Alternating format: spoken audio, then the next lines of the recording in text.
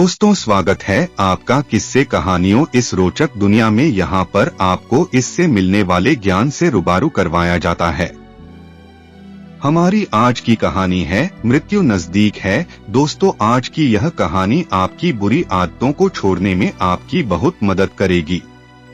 दोस्तों, इन कहानियों का जीवन में बहुत महत्व होता है, क्योंकि इन कहानियों के माध्यम से अक्सर हमें कुछ ऐसा ज्ञान हासिल हो जाता है जो हमारे जीवन की तमाम परेशानियों को खत्म कर देता है। यहाँ पर बताई गई हर कहानी में ज्ञान और शिक्षा छिपी हुई है, तो सुनते रहिए इन ज्ञान से भरी इन कहानियों को। एक व्यक्ति था जो बहुत अमीर था, लेकिन एक गंदी आदत की वजह से बहुत दुखी था। वो व्यक्ति जब 20 का था तब किसी गलत संगत में पड़ गया था। इसी वजह से वो रोज सुंदर स्त्रियों के बारे सोचता, वासना में डूबा रहता। ये उसकी रोज की आदत बन चुकी थी। ना चाहते हुए उसके मन में वासना भरे ख्याल आते जाते रहते। वो व्यक्ति जानता था मन में आ रहे ये लोभ मोह वासना भरे विचार मुझे मेरे विनाश की ओर ले जा रहे हैं। वो खुद इस आदत से त्रस्त था, इससे छुटकारा पाना चाहता था। फिर उसकी भेंट एक बार एक बहुत बड़े संत से हुई। दुखी व्यक्ति ने अपनी सारी व्यथा संत महाराज से कह डाली। सारी व्यथा सुनने के बाद महात्मा समझ गए कि इसकी ये आदत ऐसे नहीं जाने वाली। महात्मा बोले, अपना हाथ दिखाओ। हाथ देखने के बाद महात्मा जी ने कुछ देर अपनी आंखें बंद की और आंखें खोलते हुए बोले कि पुत्र, तुम्हारे पास अब कम समय बचा है। तुम्हारे इन कुकर्मों की वजह से तुम्हारा शरीर और जीवन काल बहुत तेज गति से मृत्यु काल की तरफ भागता जा। व्यक्ति घबराते हुए बोला, और कितने दिन शेष है मेरे जीवन के? महात्मा बोले, तुम्हारा शरीर अब 400 दिनों से अधिक जीवन नहीं जी सकता। व्यक्ति रोते हुए बोला कि हे महात्मा, आप ही बताओ क्या करें, कोई रास्ता दिखाओ।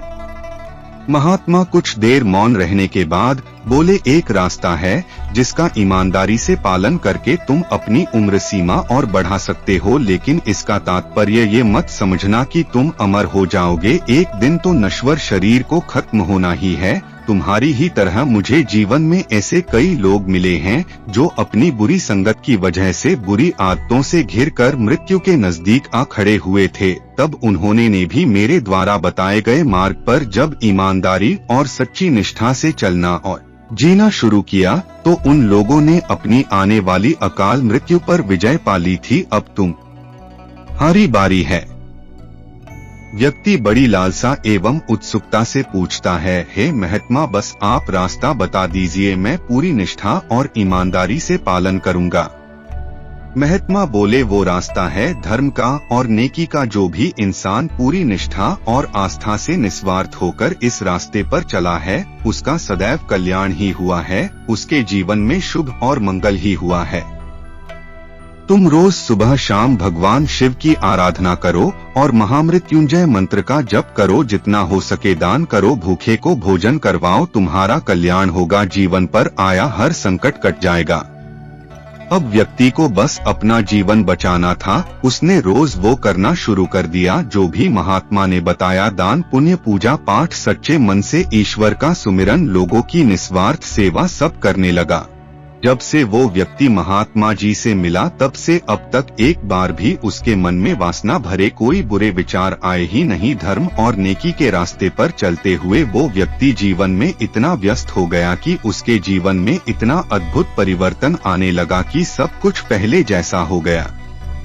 उसकी मृत्यु निकट है। महात्मा जी ने ऐसा झूठ बोला ताकि वो इस डर की वजह से ईमानदारी से अपना कार्य कर सकें, जबकि सच तो यह है कि महात्मा जी उसे व्यस्त करना चाहते थे, इतना व्यस्त कि उसका मन उन गंदे विचारों की तरफ जा ही ना सके। देखते ही देखते 400 दिन बीत गए। वो व्यक्ति बिल्कुल सही था। मृत्यु के डर से और अधिक जीवन जीने की लालसा लिए वो व्यक्ति अपने धर्म कर्म में लगा रहा। एक बार भी उसके मन में वो बुरे ख्याल नहीं आए। उसका जीवन मंगलमय हो चुका था। जीवन में बुरी आदतें हो या बुरे कर्म, हर चीज की शुरुआत मन में आने वाले विचारों से आरंभ होती है। मन में बुरे विचार न आए, इसके लिए अपने मन को लंबे समय तक दूसरे अच्छे कार्यों में लगातार व्यस्त रखना होगा, जिससे हमारा मन धीरे धीरे अच्छे कार्यों की तरफ जाना शुरू कर देगा। हमारे मन में सिर्फ अच्छे विचारों का ही जन्म होगा, हमारा मन बुरे विचारों की तरफ जाना बंद कर देगा। दोस्तों, ये कहानी हमें सीख देती है कि मृत्यु एक अटल सत्य है और ये नश्वर शरीर एक दिन खत्म हो जाएगा। जीवन का समय निश्चित है, लेकिन मृत्यु कभी भी आ सकती है। इसलिए जब तक जीवन है, नेकी की राह पर चलते हुए अच्छे कर्म करते रहिए, आपका कल्याण होगा।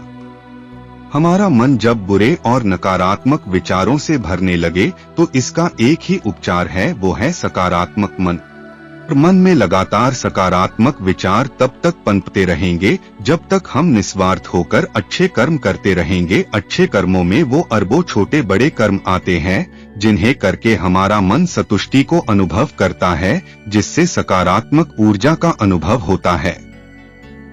तो दोस्तों, आपको यह कहानी कैसी लगी कमेंट करके जरूर बताना। अगर कहानी अच्छी लगी तो वीडियो को लाइक कर दे और ऐसी ही ज्ञान से भरी कहानी सुनने के लिए चैनल को सब्सक्राइब कर ले। धन्यवाद।